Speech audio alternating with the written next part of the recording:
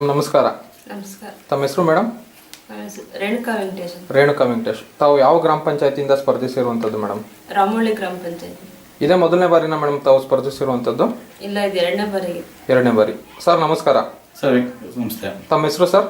T Venkatesh ಅಂತ sir. T Venkatesh. Sir, ಈಗ madam ಅವರು ರಾಜಕೀಯಕ್ಕೆ ಬರಬೇಕು ಅಂತ ಹೇಗೆ ಅನಿಸ್ತು? ಒಬ್ಬ ಗೃಹಿಣಿಯಾಗಿದ್ದವರು ರಾಜಕೀಯಕ್ಕೆ ತರಬೇಕು ಅಂತ ಹೇಗೆ ಅನಿಸ್ತು ತಮಗೆ? ನಾನು ಮೊದಲು ರಾಮೋಳಿ ಗ್ರಾಮ ಪಂಚಾಯತಿಯಲ್ಲಿ ಅಧ್ಯಕ್ಷ ಆಗಿದ್ದೆ. ಆಮೇಲೆ ಇಲ್ಲಿನ ಗ್ರಾಮ ಪಂಚಾಯತ್ ವಾರ್ಡ್ ಬೆಟ್ಟಂಪಳ್ಳಿ ಮತ್ತೆ ಹುಣಸನಪಳ್ಳಿ ಚೆಲ್ಲಘಟ್ಟ ಗ್ರಾಮ ವಾರ್ಡ್ ಆಯ್ತು. ವಾರ್ಡ್ ಆದಾಗ ಅವಾಗ ಜನರಲ್ ಮಹಿಳೆ ಬಂತು. ಆಗ ಇವು ವಿದ್ಯಾಭ್ಯಾಸ ಇತ್ತು ಮತ್ತೆ ಚೆನ್ನಾಗಿ ಓದಿದ್ರಲ್ವಾ, ಅದರಿಂದ ಈ ಜನ ಮತ್ತೆ ನಿಮ್ಮ ಮನೆಯಿಂದ ಯಾರನ್ನ ಸುಧಾರಿಸ್ಬೇಕು ಅಂತ ಜನರಲ್ಲಿ ಕೇಳ್ಕೊಂಡಾಗ ನಾನು ತನ್ನ ಹೆಂಡತಿನೇ ಅನಿಸ್ತೆ. ಅವಾಗ ಜನ ಬಹುಮತದಿಂದ ಗೆದ್ದಿದ್ರು. ಸರ್, ಈಗ ಮೇಡಮ್ ಅವರು ಗೆದ್ದಿದ್ದಾರೆ, ಹೇಗೆ ಅನಿಸ್ತಿದೆ ಸರ್ ರಾಜಕೀಯ ಜೀವನ? ಚೆನ್ನಾಗಿದೆ. ನಮ್ಮ ರಾಜಕೀಯ ಜೀವನದಲ್ಲಿ ಏನು ತೊಂದರೆ ಇಲ್ಲ.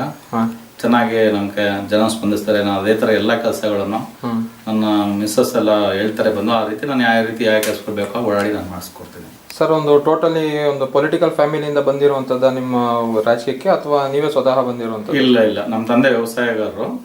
ನಾನೇ ಸ್ವಂತ. ನಾನು 22ನೇ ವರ್ಷದಲ್ಲಿ ನಮ್ಮ ಗುರು ಕೃಷ್ಣಪ್ಪ ಅಂತ ಇದ್ರು, ಅವ್ರ ಜೊತೆ ಹೋಗಿ ನಾನು ರಾಜಕೀಯಕ್ಕೆ ಇಳಿದು ಆಗಿನ ಸೇವೆ ಮಾಡ್ಕೊಂಡ್ ಬರ್ತಾ ಇದ್ದೀನಿ. Okay sir. ಮೇಡಮ್ ಅವರು ಈ ಬಾರಿ ಗೆದ್ದಂತ ಲೀಡಿಂಗ್ ಓಟ್ ಎಷ್ಟಿತ್ತು ಸರ್? ಸರ್, ಈ ಸತಿ 285 ಓಟುಗೆ ನಮ್ಮ ಜನ ಲೀಡಿಂಗ್ ಕೊಟ್ಟಿದ್ದಾರೆ ಸರ್. 285 ಗೆದ್ದಿದ್ದೀರಾ? ಬಹುಮತದಿಂದ.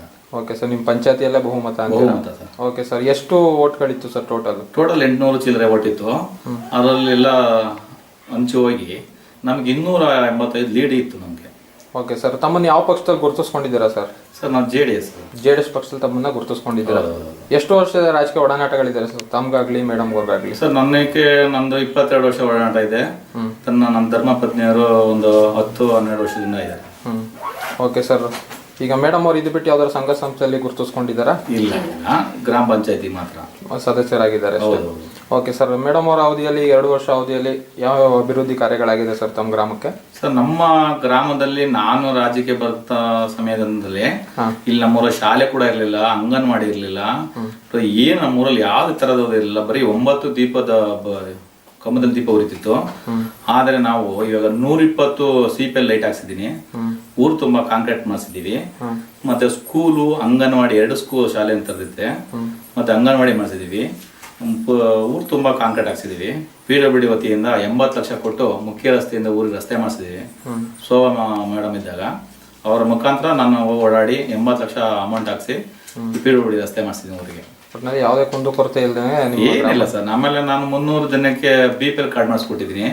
ನಮ್ಮಲ್ಲಿ ಇಡೀ ಬೆಟ್ಟಂಪಳ್ಳಿಯಕ್ಕೆ ನಮ್ದು ಒಂದೇ ಒಂದು APL ಕಾರ್ಡ್ ಇರೋದು. ಮಿಕ್ಕಿದೆಲ್ಲ BPL ಕಾರ್ಡ್ ಮಾಡಿಸ್ಕೊಟ್ಟಿದ್ದೀನಿ. ಪ್ರತಿಯೊಬ್ಬರು ಏನಾಗುತ್ತೋ ವಿಧಿವೇರಿದ್ದಾರೆ, ವೃದ್ಧಾಪ್ಯ ವೇತನ ಇದ್ದಾನೆ, ಎಲ್ಲಾರ್ಗು ಪ್ರತಿಯೊಂದು ಊರಿಗೂ ನಮ್ಮ ಊರಿಗೆ ಬರೋಂಥ ಸವಲತ್ತು ಮಾಡಿದ್ದೀನಿ ಸರ್. ಓಕೆ ಸರ್, ಈಗ 2 ವರ್ಷ ಅವಧಿಯಲ್ಲಿ ಕಳೆದ ವರ್ಷದಲ್ಲಿ ಇಷ್ಟೆಲ್ಲ ಅಭಿವೃದ್ಧಿ ಕಾರ್ಯಗಳು ಮಾಡಿದ್ದೀರಾ. ಸೊ ಇನ್ನೂ ಅವಧಿ ಇದೆ ತಮಗೆ, 1 ವರ್ಷ ಅವಧಿ ಇದೆ. ಸೊ ಆ 1 ವರ್ಷ ಅವಧಿಯಲ್ಲಿ ಯಾವ ರೀತಿಯಾದಂತ ಬದಲಾವಣೆ ತರಬೇಕು ಅಂತ ಅನ್ಕೊಂಡಿದ್ದೀರಾ ಸರ್? ಸರ್, ನಾವು ಇನ್ನ ಸೇವೆ ಮಾಡೋದು ನಮ್ಮ ಬೇಜಾನಿದೆ. ಈಗಾಗಲೇ ಇಲ್ಲಿ ನಮ್ಮಲ್ಲಿ 5 ಎಕರೆ ಜಮೀನು ಗುರುತಿಸ್ಬಿಟ್ಟು ನಾವು ಆಸೆ ಸಮಿತಿಯಿಂದ ನಾಳೆ ಮಂಜೂರು ಮಾಡ್ತಿದ್ದೀನಿ. ಇಲ್ಲೆಲ್ಲ ಬಡವರಿಗೂ ನಿವೇಶನ ಕೊಡಬೇಕು.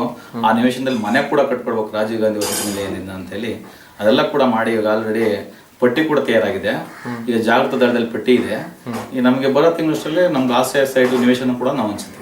ಓಕೆ ಸರ್, ತಾವು ರಾಜಕೀಯಕ್ಕೆ ಬರ್ಬೇಕಾದ್ರೆ ಗುರುಗಳು ಅಂತ ಯಾರು ಇದ್ದಾರೆ ಸರ್ ನಿಮ್ಗೆ? ಹೌದು, ನಮಗೆ ಬಿ ಕೃಷ್ಣಪ್ಪ ಅಂದ್ಬಿಟ್ಟು ಈಗ ಆಲ್ರೆಡಿ ಅವ್ರ ಧರ್ಮಪತ್ನಿಯವರು ಜಿಲ್ಲಾ ಪಂಚಾಯತ್ ಸದಸ್ಯರಾಗಿದ್ದಾರೆ.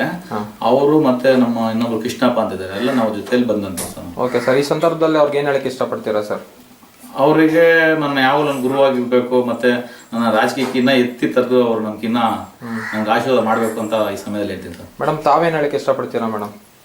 ನಾವು ಅಷ್ಟೇನೆ, ನಮ್ಮ ರಾಜಕೀಯ ಜೀವನಕ್ಕೆ ಆದರ್ಶವಾಗಿರ್ಲಿ, ನಮ್ಗೆ ದಾರಿದೀಪ ಆಗಿರ್ಲಿ ಅಂತ ಕೇಳ್ಕೊತೀನಿ. ಓಕೆ ಮೇಡಮ್, ತಾವು ಈ ಸ್ಥಾನಕ್ಕೆ ಬರ್ಬೇಕಾದ್ರೆ ನಿಮ್ಮ ಗ್ರಾಮದ ಪ್ರತಿಯೊಬ್ಬ ಜನತೆನೂ ಕಾರಣ. ಅವರ ಅತ್ಯಮೂಲ್ಯವಾದ ಮತಗಳನ್ನ ನೀಡಿ ನಿಮ್ಮ ಈ ಸ್ಥಾನಕ್ಕೆ ನಿಲ್ಲಿಸಿದ್ದಾರೆ. ಸೊ ಈ ಸಂದರ್ಭದಲ್ಲಿ ಅವ್ರಿಗೆ ಏನ್ ಹೇಳಕ್ಕೆ ಇಷ್ಟಪಡ್ತೀರಾ ಮೇಡಮ್? ಸದಾ ಅವ್ರ ಆಶೀರ್ವಾದ ನನ್ನ ಮೇಲೆ ಇರಲಿ. ಸರ್, ತಾವೇನು ಹೇಳಕ್ಕೆ ಇಷ್ಟಪಡ್ತೀರಾ ಸರ್ ತಮ್ಮ ಗ್ರಾಮದ ಜನತೆಗೆ? ನಾನು ಎಲ್ಲ ನನ್ನ ಮತ ಬಾಂಧವರಿಗೂ ಅವರ ಮನೆ ಮಗನಾಗಿ ಮತ್ತೆ ಅವನ ತಮ್ಮನಾಗಿ ಸೋದರನಾಗಿ ಮತ್ತೆ ಎಲ್ಲರಿಗೂ ಇನ್ನು ಮುಂದೆ ಹೆಚ್ಚಿನ ಕೆಲಸ ಮಾಡ್ಕೊಡ್ತೀನಿ. ನಮ್ಮ ಬೆಟ್ಟಂಪಳ್ಳಿ ಹುಣಸನಪಳ್ಳಿ ಗ್ರಾಮಸ್ಥರು ನನಗೆ ಯಾವ ಇದೇ ಥರ ಆಶೀರ್ವಾದ ಮಾಡಬೇಕಾಗಿತ್ತು ತಮ್ಮಲ್ಲಿ ಅವ್ರನ್ನ ನಾನು ಚುನಾವಣೆ ಆಗಿರ್ತೀನಿ. ಮತ್ತೆ ಅವರಿಗೆ ಎಲ್ಲ ದೇವರು ಆರೋಗ್ಯ ಐಶ್ವರ್ಯ ಕೊಟ್ಟು ಚೆನ್ನಾಗಿ ಇಟ್ಟಿರ್ಲಿ ನಮ್ಮ ಬರಭಗವನ್ನು ಹೇಳ್ಕೊಂತೀನಿ. ಓಕೆ ಸರ್, ಇದೇ ರೀತಿ ಅಭಿವೃದ್ಧಿ ಕಾರ್ಯಗಳು ಮಾಡ್ತಾ ಇರಿ ಅಂತ ಹೇಳ್ತಾ ನಮ್ಮ ಮಾತುಗಳನ್ನ ಮುಗಿಸ್ತೀವಿ ಸರ್. ಧನ್ಯವಾದಗಳು ಸರ್. ನಮಸ್ತೆ.